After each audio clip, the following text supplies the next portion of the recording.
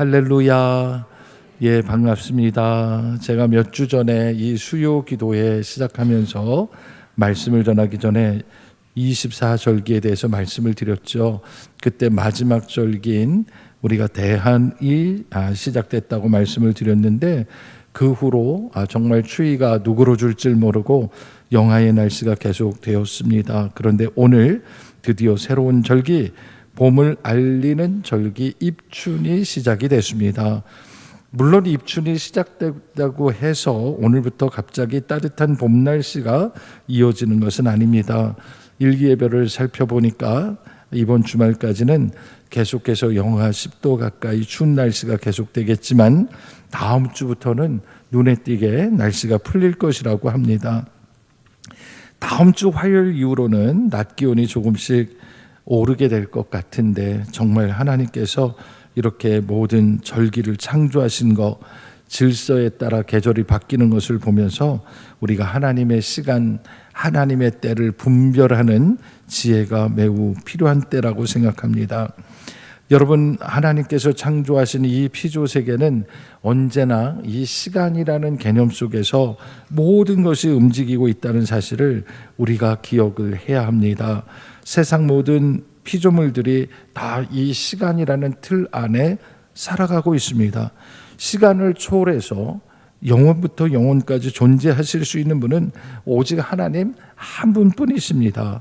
그래서 우리는 모든 것에 시작이 있고 모든 것에 끝이 있는 그런 세계를 살고 있습니다. 그래서 우리는 이 시간 안에 존재하는 사람이다, 이 사실을 기억하고, 우리가 문제는 우리에게 주어진 시간, 이 시간을 어떻게 인식하고 어떻게 살아갈 것인가 라는 것이지요. 여러분, 혹시 정동진에 가면 유명한 조형물이 하나 있는데, 정동진 가면 유명한 모래시계가 있습니다. 혹시 보셨나요? 정동진의 모래시계를 보면 그 모래시계 안에 모래가 무려 8톤이 들어가 있습니다. 그래서 우리 눈에는 모래가 별로 흘러내리는 것 같지 않은데, 이 모래가 전 세계에서 가장 큰 모래시계라고 하는데요. 사람들은 이것을 보기에 정동진을 가죠. 왜냐하면 이 모래시계라는 영화가 옛날에 유명했기 때문이기도 하고, 또 그 규모가 세계 최대이기 때문이에요. 그러면 질문은 뭐냐? 정동진에 있는 모래시계는 모형일까요? 진짜로 작동할까요?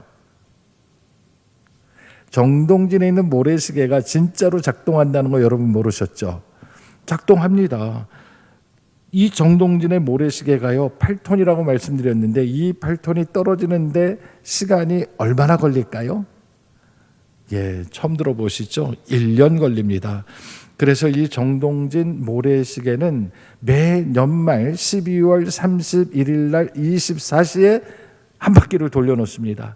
그러면 그 모래가 1년 내내 떨어져서 그 다음에 12월 31일 24시가 되면 다 떨어져서 또 한 바퀴 돌리는 겁니다. 처음 들으셨죠?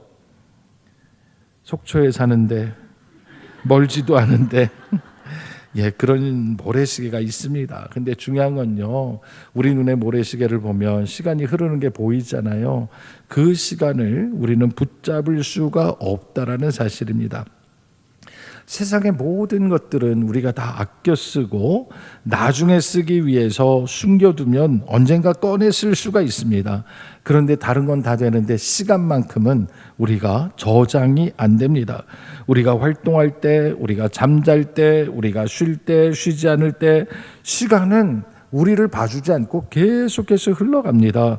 이 시간을 붙잡으실 수 있는 분은 시간의 주인이신 하나님 한 분밖에 없습니다. 그분이 주인이십니다. 이걸 우리가 분명히 알면 우리는 하나님께서 우리에게 주신 이 인생, 이 시간을 절대로 허비하지 않을 거예요. 왜냐하면 하나님이 이 세월을 아끼라고 말씀하셨기 때문이죠. 오늘 예배드리는 이 한 시간도 하나님이 우리에게 주신 정말 귀한 시간인 줄로 아시고, 우리가 이 시간을 주님께 드리고 마음과 뜻과 정성을 드리는 것, 그게 바로 예배의 본질이라는 사실을 기억하시기 바랍니다. 그래서 오늘도 하나님 주신 시간을 붙들고 때를 분별하며 살 줄 알 때 사명 감당하게 될 줄로 믿으시고, 오늘 서로 이렇게 인사하고 시작하겠습니다. 옆에 계신 분들하고 한번 한번 이렇게 인사하겠습니다. 소중한 시간을 들여 주님께 예배합니다. 예, 우리는 소중한 시간을 하나님께 드려 예배하는 거예요. 이 자리에 있는 어느 누구도 시간이 남아 돌아서 예배 드리는 게 아니라 정말 바쁘고 정말 중요하기 때문에 이 시간을 하나님께 드리는 줄로 믿으시기 바랍니다. 하나님께서는요, 이스라엘 백성들이 애굽 땅에서 고통 가운데 그들이 노역하고 있을 때, 하늘을 향하여 부르짖었을 때 하나님은 그들의 탄식 소리를 들으셨다 했습니다. 그리고 아브라함과 이삭과 야곱에게 약속하신 것처럼 이스라엘 백성들을 다시금 애굽에서 끌어내셔서 젖과 꿀이 흐르는 가나안 땅으로 인도하신다 약속하셨어요. 그래서 이 모든 장정을 우리는 출애굽 프로젝트라고 얘기를 하는 거예요. 하나님께서 이 모든 걸 계획하시고 이끌어 가시는데, 중요한 것은 사람을 세워서 이 일을 하시죠. 이 일을 위해서 진두지휘할 사람 하나를 택하셨는데 그가 바로 모세였다 했습니다. 모세 나이 80세에 호렙산에서 불붙은 떨기나무 사이에서 여호와 하나님의 음성을 듣고 하나님을 만납니다. 그리고 하나님께서 너는 내 백성을 애굽에서 이끌어내어 내가 조상들에게 주기로 약속한 땅 가나안 땅으로 인도하라라는 하나님의 명령을 받게 되고, 이때로부터 모세는 40년 동안 하나님의 말씀에 순종하게 됩니다. 한 번도 하나님의 말씀을 거역하지 않고 이스라엘 백성을 이끌고 가나안 땅 바로 건너편 모압 땅까지 오게 되었습니다. 이제 이 요단강만 건너가게 되면 그렇게 꿈에도 그리던 가나안 땅이 눈앞에 펼쳐져 있는데, 모세는 더 이상 이스라엘 백성들과 함께 그곳을 건너갈 수가 없었습니다. 왜냐하면 하나님께서 모세에게 말씀하시기를 너는 이 요단강을 건너지 못하고 가나안 땅에 들어갈 수가 없다라고 말씀하셨어요. 그리고 그 일은 네가 아니라 너의 후계자인 여호수아를 통해서 하게 될 것이니 너는 이제 이곳에서 죽어야 할 것이다 라고 말씀하셨기 때문입니다. 그래서 지금 모세가 하나님의 명령대로 이제 마지막으로 모세의 노래를 지어서 이것을 백성들에게 부르게 하는 이 시간이 정말 마지막에 얼마 남지 않은 시간을 쪼개서 하니 얼마나 귀한 시간이었겠습니까? 아마 우리 눈으로 보자면 모래시계의 위쪽에 있는 모래들이 다 떨어지고 이제 얼마 남지 않은 모래 부스러기들이 막 떨어지고 있는 이런 때에 하나님께서 주신 그 사명을 끝까지 감당하는 모세의 모습을 우리가 발견하게 됩니다. 하나님께서는 여호수아에게는 모세를 대신해서 이스라엘 백성을 이끌고 가나안 땅에 들어갈 준비를 하라고, 그래서 약속하신 땅을 정복하도록 그 사명을 맡겨주셨고, 모세에게는 네가 죽기 전에 이스라엘 백성들에게 오래오래 기억할 수 있도록 하나님이 주신 마음을 품고 노래를 만들어서 부르게 하라라고 명령하셨죠. 그래서 우리가 지난 2주 동안에 모세가 만들어서 부르게 했던 노래들을 살펴봤어요. 신명기 32장 1절부터 오늘 본문 직전인 36절까지 이 2번에 걸쳐서 설교를 통해 이것을 마치 모세의 노래 1절과 2절에 해당되는 내용이라고 설명을 드렸고, 이제 오늘 우리가 읽은 본문은 마지막 결론 부분이라고 할 수 있는 3절에 해당되는 내용이 되는 것이죠. 우리가 기억을 더듬어 앞에 1절 내용이 무엇이었습니까? 1절 앞부분의 내용은 이런 것이었죠. 장차 하나님께서 너희 이스라엘 백성들에게 약속하신 땅 가나안 땅을 차지하게 할 것인데 거기에 들어가면 너희들이 물질적으로 풍요한 복을 누리게 될 것이다 라고 축복하는 내용이었습니다. 그리고 모세의 노래 가운데 2절에 해당되는 이 중간 토막을 통해서는 장차 일어날 일을 알려주시면서 그런데 너희가 경고할 것이 있다라는 것입니다. 만약 너희가 그렇게 풍부함을 경험한 후에 그곳에 가서 하나님이 주시는 그 풍성함을 누리면서도 하나님의 존재를 잊어버리고 하나님을 대신해서 알지도 못하는 그 가나안 7족 속의 신들을 따라가게 되면 반드시 하나님께서는 전쟁과 기근과 전염병으로 재앙을 내리실 것이요, 그래도 돌이키지 않으면 마침내 여러 이방 나라들을 통해서 이스라엘이 종살이하고 전 세계 가운데 흩어지게 되리라 라고 말씀하셨죠. 여러분, 이 말씀을 들으면서 우리가 하나님께 돌이키는 방법 외에는 회복할 수가 없다라는 것을 이 노래를 통해서 이스라엘 백성들이 기억하게 하시기 위해서 이런 방법을 쓰셨다는 것을 보게 되는 거예요. 그래서 오늘 후반부의 내용을 구체적으로 들어가는데 이제 37절부터 한번 보도록 하겠습니다. 자, 이스라엘 백성이 이렇게 하나님을 잊어버리고 배신하고 많은 벌을 받고 난 그 최악의 때, 그때가 오고 난 후에 마지막에 가서 하나님께서는 이스라엘의 후손들에게 이렇게 질문하리라 노래를 부르게 했습니다. 37절입니다. 또한 그가 말씀하시기를 그들의 신들이 어디 있으며 그들이 피하던 반석이 어디 있느냐. 38절 그들의 재물의 기름을 먹고 그들의 전제의 재물인 포도주를 마시던 자들이 일어나 너희를 돕게 하고 너희를 위해 피난처가 되게 하라 라고 말씀하셨어요. 여기서 시작하는 그가 말씀하시기를 할 때 그는 누굽니까? 이 그는 아주 전형적인 선지자들이 쓰는 표현으로 여호와 하나님께서 말씀하시기를 이라는 표현이에요. 그러니까 하나님이 말씀하시기를 이라고 얘기하는 거죠. 만약 이스라엘 백성들이 하나님을 헌신적 버리듯 버리고 그들이 따라갔던 가나안 족속의 신들, 그들이 피했던 가나안 족속의 반석, 그 반석을 향해서 이런 재앙 가운데 어디 있느냐라고 물어보라는 것입니다. 심지어 이스라엘이 나중에 따라가게 될 그 이방인들의 신을 찾아가서 그 신 앞에서 제물을 드리고 그 신 앞에서 포도주를 드리고 그걸 즐겨 마시던 그 가나안 사람들을 향하여 그들에게 너희는 일어나서 우리 이스라엘을 도와달라라고 간청해 보라는 것입니다. 그러면 그 우상이 과연 너희를 위한 진정한 피난처가 될지 그렇게 한번 간구해 보라는 것입니다. 하나님께서 왜 이렇게 말씀하실까요? 그것은 가나안 사람들이 너희 이스라엘의 간구를 들어줄 리가 없고 너희들의 피난처가 되어줄 리가 없다라는 것을 분명하게 말씀하시는 거예요. 그러니까 너희가 헛된 것을 쫓아가면서 그 헛된 우상이 너희를 구원하리라고는 꿈도 꾸지 말라고 경고하시는 거예요. 그러면서 하나님께서는 말씀하시기를 너희가 진짜 이스라엘 백성이라면 하나님의 자녀들이라면 절대로 잊지 말아야 할 가치가 있는데 그게 뭐냐? 39절의 말씀인 거예요. 여러분 39절 말씀 우리가 다 같이 한번 읽어볼까요? 시작. 이제는 나 곧 내가 그인 줄 알라. 나 외에는 신이 없도다. 나는 죽이기도 하며 살리기도 하며 상하게도 하며 낫게도 하나니 내 손에서 능히 빼앗을 자가 없도다. 아멘. 여러분, 하나님께서는 예나 지금이나 하나님의 백성들이 절대로 잊지 말아야 할 것 한 가지가 있는데 그것은 우리 하나님 한 분 외에는 참신이 없다라는 사실입니다. 하나님 외에 나머지는 다 우상이요 사람들이 만든 것이요 헛된 것이라는 것을 확실히 인정하고 하나님만 의지하라는 것입니다. 여러분, 우리가 그렇게 할 수밖에 없는 이유가 있습니다. 그 하나님이 누구시냐?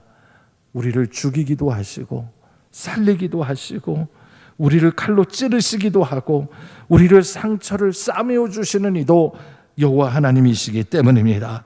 하나님이 우리의 모든 생사화복 모든 것을 주권을 갖고 계시는 하나님, 그래서 그 하나님을 인정하고 그 사람을 믿는 사람들은 주님의 손 안에 다 있다라고 말씀하고 있는 거예요.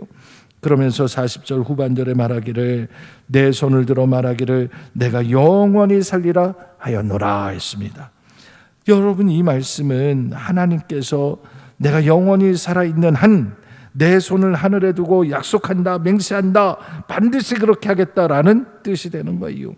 하나님께서 하나님의 손을 펼쳐 이 정도로 약속하시니 얼마나 분명하고 확실한 하나님의 뜻이겠습니까? 사랑하는 성도 여러분, 오늘 우리는 분명히 알아야 돼요. 우리가 믿는 그 하나님, 그분은 우리를 살리시기도 하고 죽이시기도 하고 치시기도 하고 낫게도 하시는 하나님이심을 믿으시기 바랍니다. 그러면 구체적으로 그 하나님께서 이스라엘 백성들에게 어떻게 행하실 것인가, 그것을 41절부터 43절까지 계속해서 설명하는데 하나씩 살펴보겠습니다. 41절을 읽어봅니다. 내가 내 번쩍이는 칼을 갈며 내 손이 정의를 붙들고 내 대적들에게 복수하며 나를 미워하는 자들에게 보응할 것이니라 했습니다. 하나님께서는 이 모세의 노래를 통해서 우리 하나님께 대적하는 자들, 하나님과 맞서는 자들, 그들을 향하여 정의로 보복하기 위하여 지금도 칼을 갈고 계시다라는 거예요. 하나님이 아무것도 안 하시는 것 같고, 세상에 이렇게 하나님께 무례하고 하나님께 함부로 하는 자들을 왜 그냥 두시지? 우리는 그렇게 생각하지만 하나님은 지금도 살아 역사하시고 칼을 갈고 계신다. 하나님의 때에, 심판의 때에 그들을 반드시 보응하시리라 말씀하시는 거예요. 그래서 우리는 여기서 또 하나 중요한 사실을 알게 되는 것이에요. 하나님께서 이렇게까지 말씀하시는 것은 하나님을 배신하고 죄에 빠진 이스라엘이 이뻐서 그렇게 보응하시겠다는 뜻이 아니라는 거예요.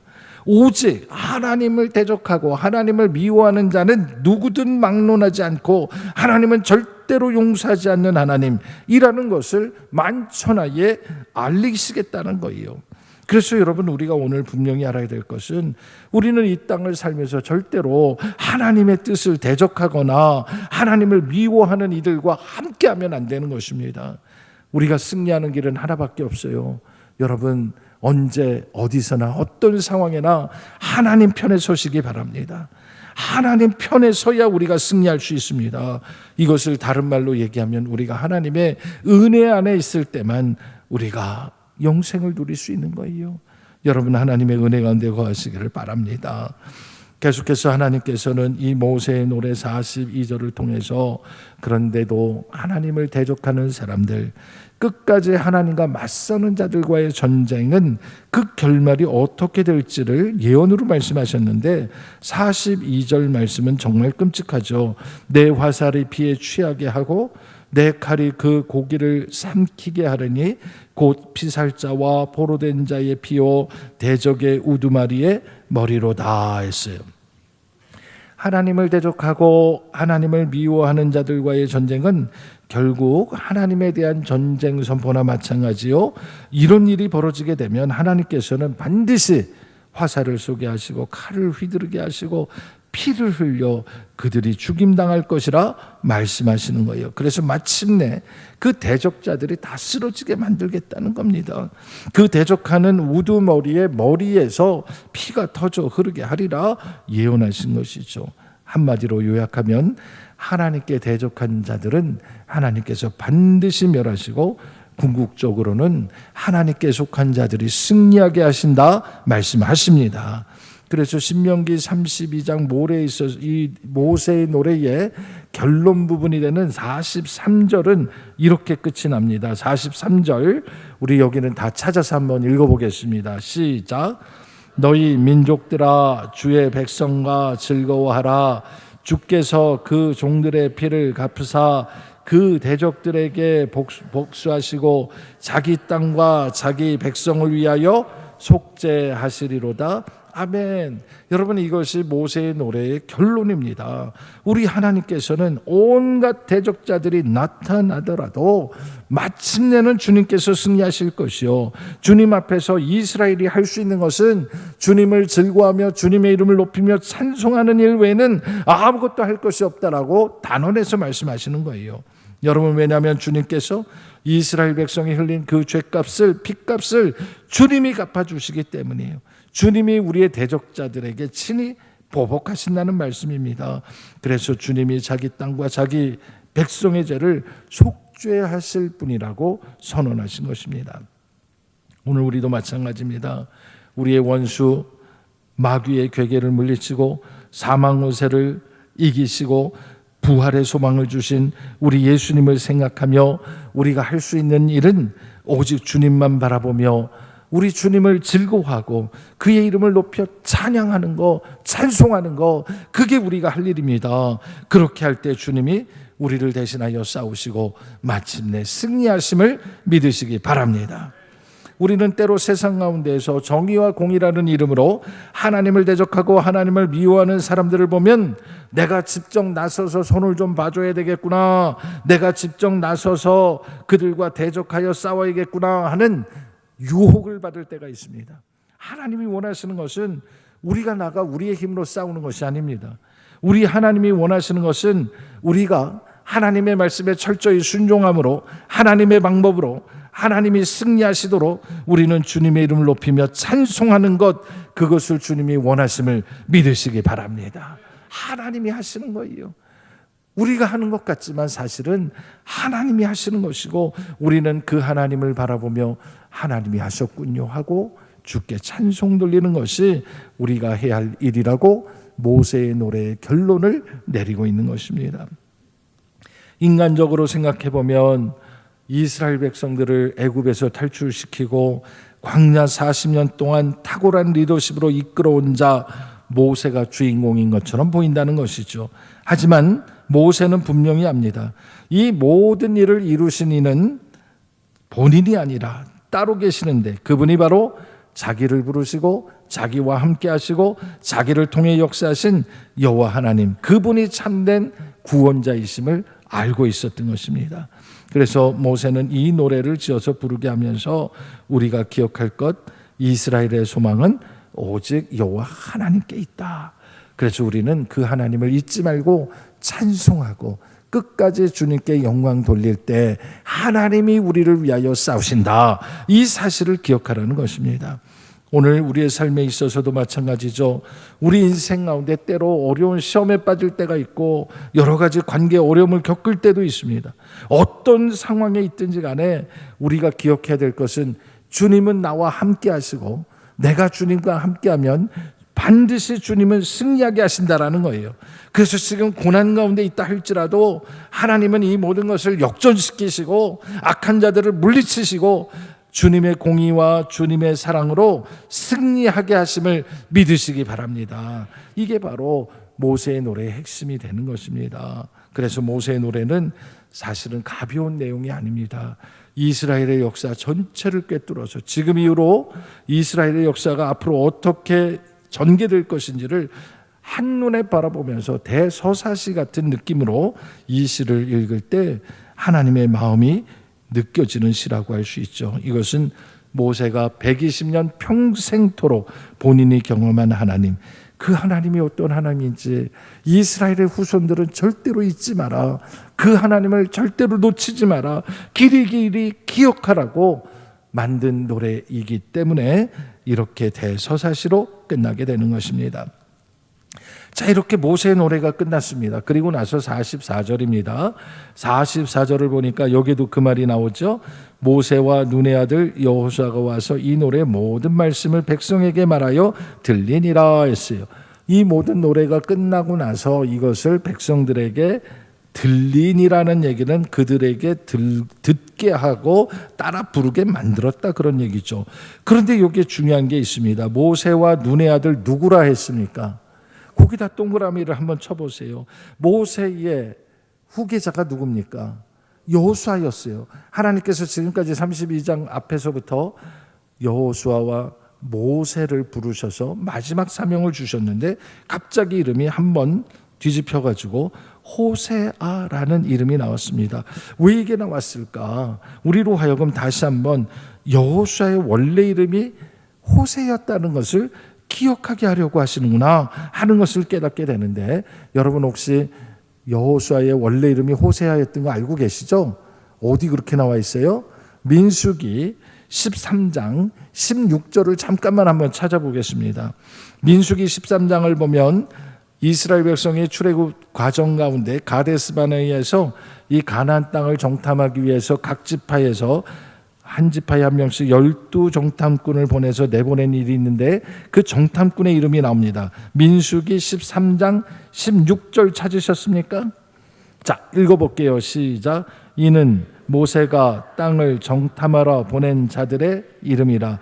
모세가 눈의 아들 호세아를 여호수아라 불렀더라 했어요. 그러니까 모세가 원래는 눈의 아들 누구? 호세아라는 이름을 가졌던 사람을 이때로부터 누구라고 불렀다고요? 여호수아라고 불렀다 했습니다. 여러분, 이 눈의 아들 호세아가 12지파 가운데는 어느 지파 사람이었어요?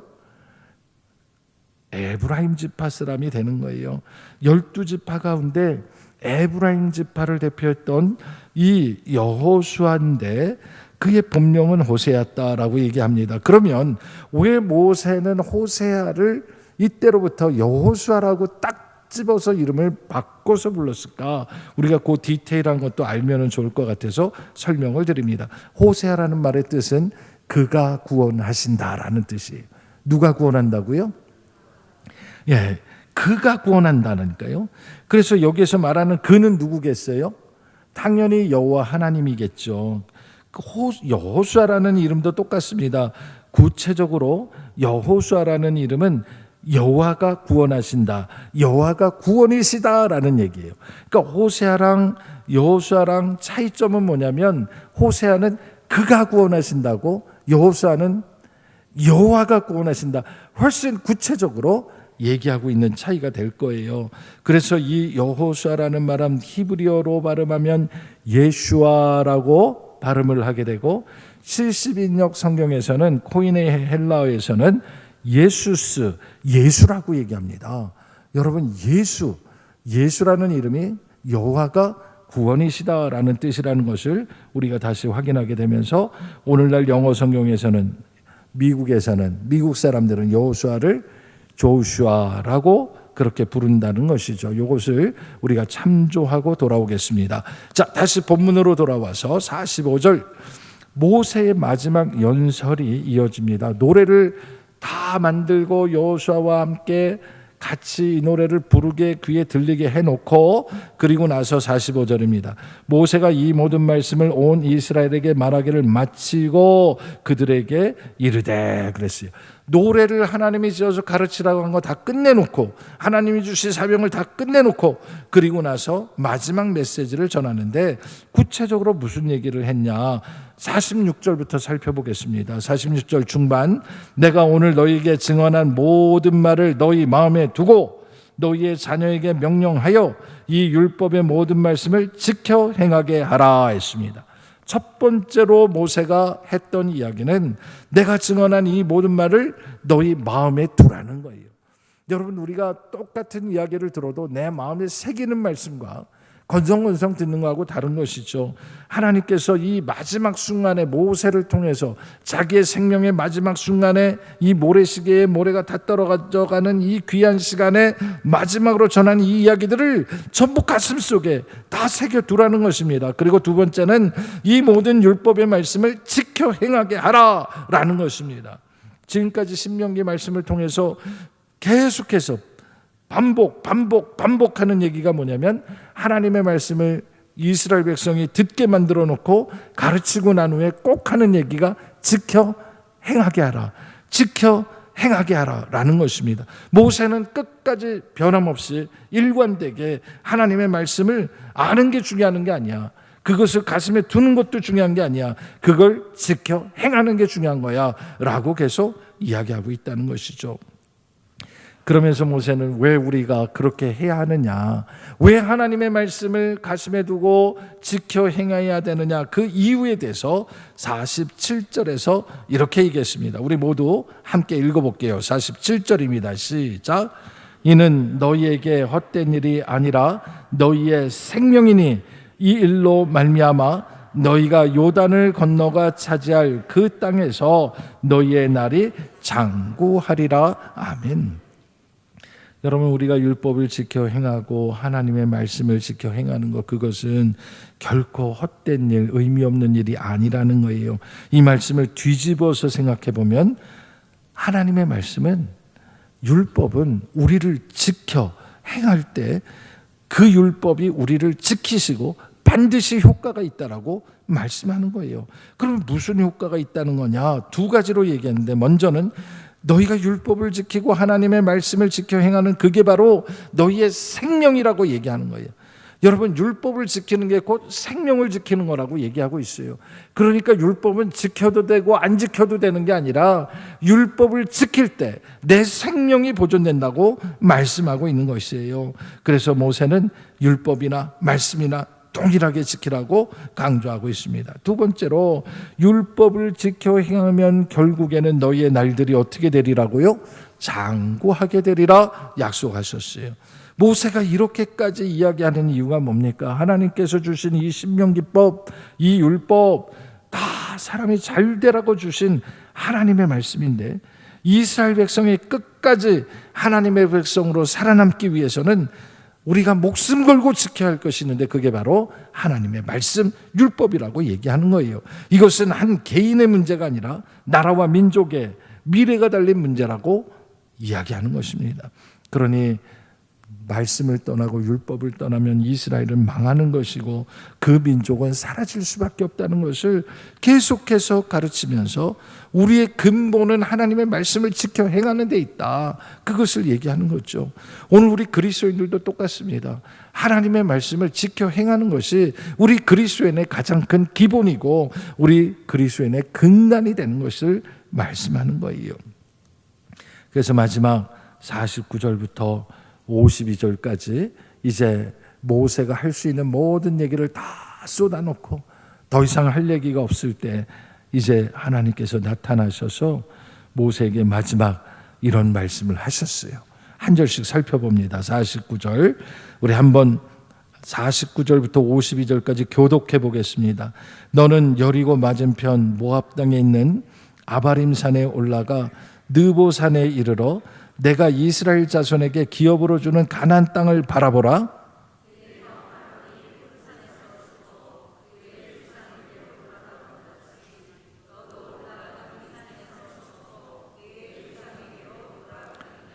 이는 너희가 신 광야 가데스의 무리바 물가에서 이스라엘 자손 중 내게 범죄하여 내 거룩함을 이스라엘 자손 중에서 나타내지 아니한 까닭이라.